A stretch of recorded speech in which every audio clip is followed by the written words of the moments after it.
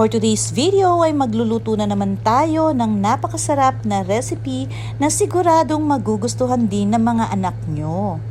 So heto nga at umpisahan na natin ang pagpapakulo dito sa nabili kong giniling na pangbopis o pulutok sa Kapampangan.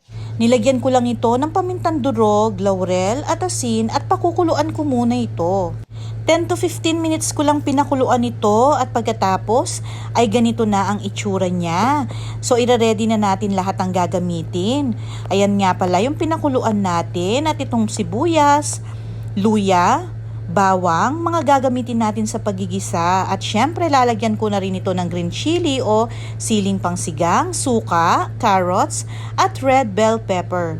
Tara at samahan nyo akong umpisahan ang pagluluto nitong bopis o pulutok sa Kapampangan. Unahin na natin ng luya, igisa natin itong luya, isunod natin ang ating sibuyas at ang ating bawang. Paborito ng mga anak ko to kaya siguradong magugustuhan din ng mga anak nyo ang ganitong lutuin. So ayan, pag okay ng ating luya at sibuyas ay isunod na rin natin ang ating bawang. At pagkatapos ay ilalagay na natin yung pinakuluan natin na giniling na pambopis. Eto nga palang binili ko na to ay yung giniling na. Pwede rin naman kayong bumili ng iba't ibang parte na kayo na ang bahala mag-slice. Lagyan natin ng kaunting toyo itong ating ginigisa at takpan muna natin.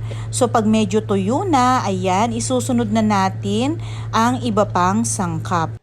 Lagyan natin ng pamintang durog. Syempre, masarap yung maraming pamintang durog. Ilagay na natin yung carrots dahil medyo matigas ito. So, pagkatapos, ilalagay na rin natin ang ating red bell pepper. O diba, napakaganda ng kulay.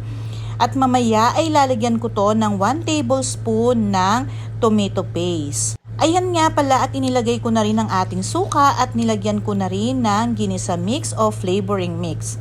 Kaya nga pala nilagyan ko to ng tomato paste, 1 kutsara lang naman, ay para pampaganda lang naman ng kulay kasi wala akong atswete. Optional lang naman yan kahit wag nyo nang lagyan. At yan, pag malapit ng maluto ay ilagay na natin ang ating green chili o ang ating siling pangsigang. Ang bango-bango at pakinggan nyo ang tunog niya mga kamarites.